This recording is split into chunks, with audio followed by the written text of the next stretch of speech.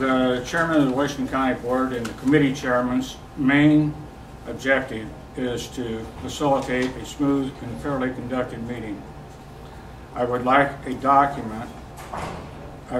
see documented facts from anyone who disagrees with this statement. After serving on the county board for a year, I came to the conclusion that Harlow Wilcox and Jeff Quist have been taking liberties on their own without board approval, and this brings me to the subject of the Washington County performance reviews for an example. Several months ago, Jeff Quist handed out evaluation forms to be filled out by each board member for appointed officials. There is no personnel committee, but I did not question that at that time. I think it's a good idea to have an annual review of our appointed officials. We should have a job description also. I asked Jeff what was going to be done with the reviews, and he says he was going to put them together for a personnel review. I asked him who was going to give the reviews, and he says, I don't have them compiled yet. That was the last that I heard about the paperwork until I had received a letter dated March 2nd from the weed superintendent, Michael Smith, saying he had received a review by Harlow, Jeff, and Kent. I then found out that all of the county appointees had received their reviews. This was all done without approval of the county board. The first thing that should have been done was a personnel committee to be formed at an open meeting, board meeting, by resolution. Second, the information should have been compiled by the committee and shared with the board in a closed session. Third, there should have been an open session to approve the evaluations. Fourth, after the evaluations of personnel are approved, select board members to give the evaluation to the appointed officials.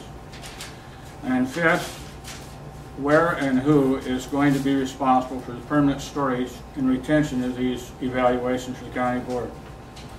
I do believe that the reviews given without county board approval in an open session have questionable validity and likely not valid at all.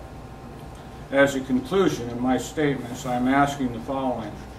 I want the reviews set aside until the county agenda, they are on the county agenda to be approved by the entire county board. The chairperson of the county board or committee chairperson thinks if they think they can act on anything, such as giving performance reviews without board approval, I would like them to verify this with an opinion from County Attorney Sherry Graeve. The appointed officials are to run their departments with as little interference as possible. If any individual board member wants to give them a directive, it should be done by the entire county board. And on conclusion of that, I would move that the reviews be discontinued until proper procedures are in place. That's the motion.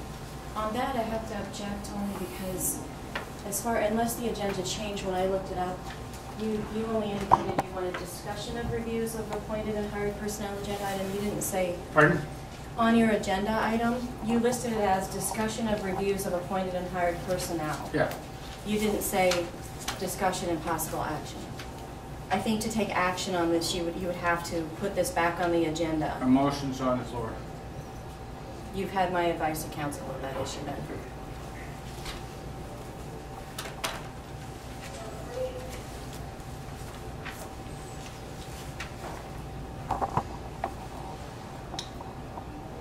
I'll second the motion. I mean, I understand about your action, but I don't know how Ron worded his request to be put on the agenda. Whether it was his request for discussion and possible action versus... We can only operate as the agenda as it's written. Our intentions are not relevant. So my advice to you is that you need to take action on it. You need to put it back on the agenda at a later date indicating discussion and possible action. But at this date, you only indicated discussion. So you certainly have the right to disregard my advice. That's the advice I'm giving you in terms of wanting to take action on your discussion item that is listed on the agenda. I'd like to respond to Ms. Grieve's statement. The purpose of the agenda, topics listed on the agenda with times, is to inform the public that some action, some discussion will happen, and some action may take place. If it is just put in open comment at the end, then you cannot take a vote on it. But if it is an agenda topic, regardless of whether you've gone to the trouble, which is unnecessary, of saying what exactly the board is going to do, a motion may be made and a vote may be taken and the public has been informed. And this is in the Open Meeting Act, and I offer that you check that out.